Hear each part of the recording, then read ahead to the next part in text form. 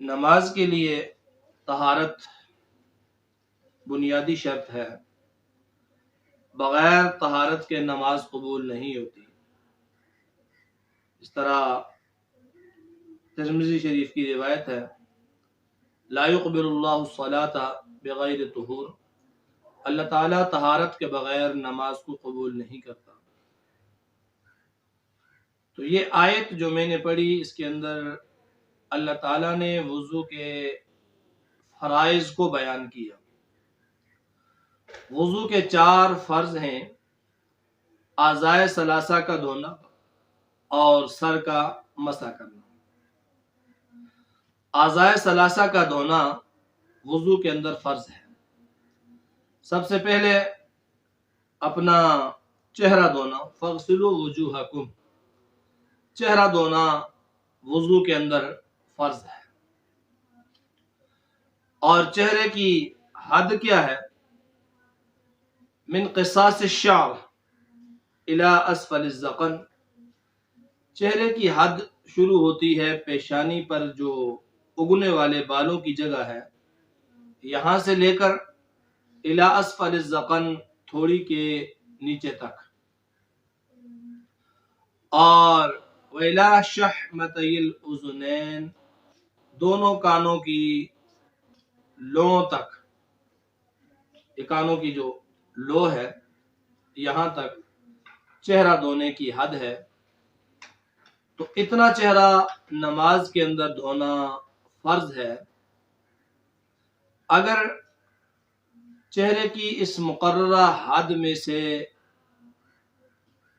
بال جتنی جگہ بھی دھونے کے بغیر رہ گئی، خشک رہ گئی، تو وضو نہیں ہوتا، اور جب وضو نہیں ہوتا تو پھر نماز بھی نہیں ہوتی۔ اس لیے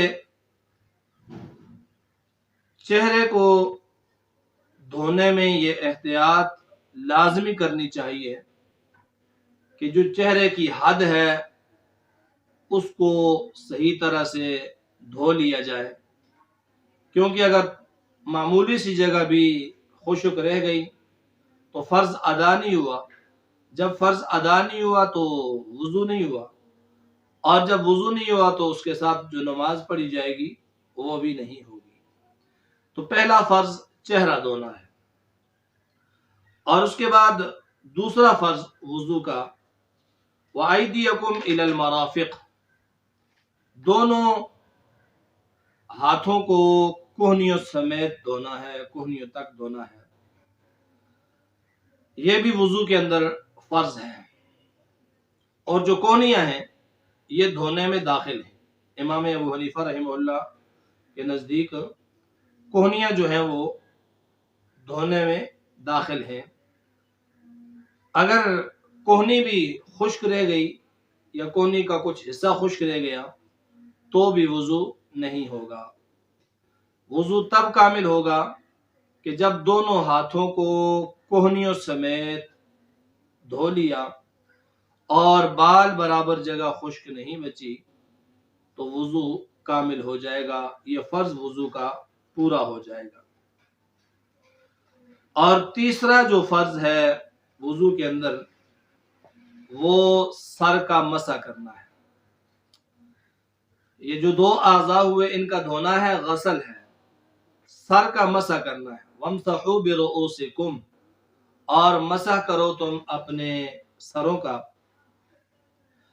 اور سر کی کتنی مقدار کا مسح کرنا فرض ہے؟ تو علماء نے لکھا، فقہاء احناف نے لکھا کہ سر کے چوتھائی حصے کا مسح کرنا فرض ہے، ضروری ہے۔ اگر چوتھائی حصے سے کم کا مسح کیا تو پھر وہ وضو کامل نہیں ہوگا۔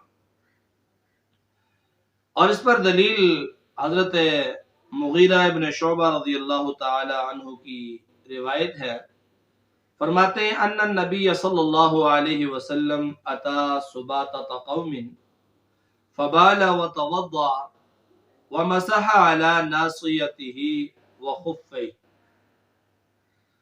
حضور نبی کریم صلی اللہ علیہ وسلم قوم کی ایک گندگی کے ڈھیر کے پاس آئے، فبالا، آپ نے قضاء حاجت فرمائی، پیشاب فرمایا، وتوضا، اور وضو کیا، ومسح علی الناصیہ، اور مسح علی الناصیہ یعنی پیشانی پر مسح کیا، تو اس سے پیشانی جو ہے وہ پورے سر کا چوتھائی حصہ ہوتا ہے، اس لیے چوتھائی سر کا مسح فرض ہو گیا۔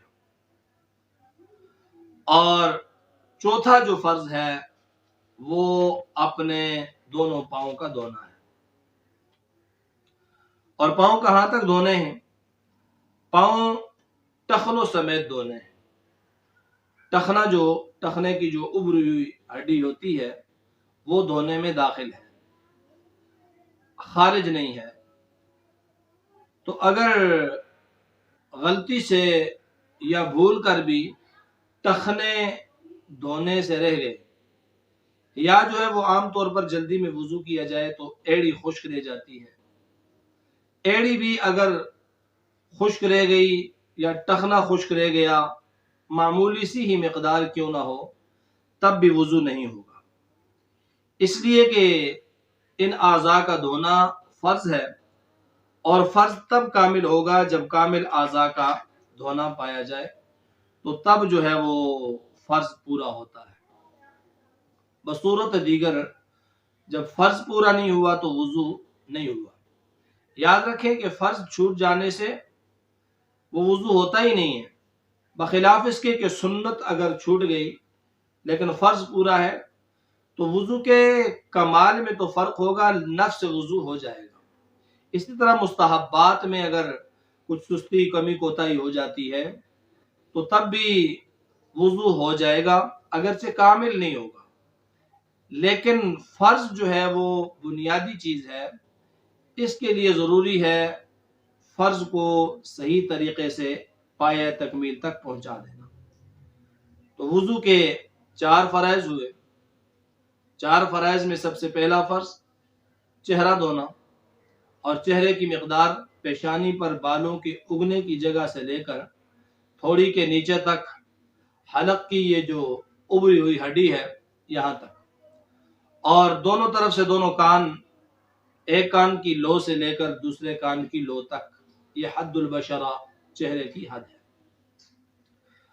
اور پھر دونوں ہاتھوں کو کوہنیوں سمیت دھونا۔ دونوں ہاتھوں کو دھوتے وقت بے احتیاطی سے بسا اوقات یہ انگلیوں کے درمیان کا جو خلا ہے، جو جگہ ہے، یہ خشک رہ جاتی ہے۔ اگر یہ بھی خشک رہ گئی تو بھی وضو نہیں ہوگا۔ اسی طرح دونوں پاؤں کو دھوتے وقت پاؤں کی انگلیوں کے درمیان اگر تھوڑی سی جگہ بھی خشک رہ گئی، اسے دھویا نہیں ہے، تو تب بھی وضو نہیں ہوگا، اور جب وضو نہیں ہوگا تو طہارت حاصل نہیں ہوگی۔ اس لیے احتیاط کے ساتھ ان چیزوں کو مکمل طور پر سامنے رکھ کر وضو کرنا چاہیے تاکہ ہماری نماز کامل ہو جائے۔ وضو ویسے تو اعلی نماز ہے، یہ طہارت جو ہے وہ اعلی نماز ہے، نماز کی کنجی ہے۔ مفتاح الصلاۃ الطہور، نماز کی چابی طہارت ہے۔ طہارت کامل ہوگی تو تب نماز ہوگی، اور طہارت کامل نہیں ہے تو نماز نہیں ہے۔ اور اس کے بعد وضو کی سنتیں آ جاتی ہیں، انشاءاللہ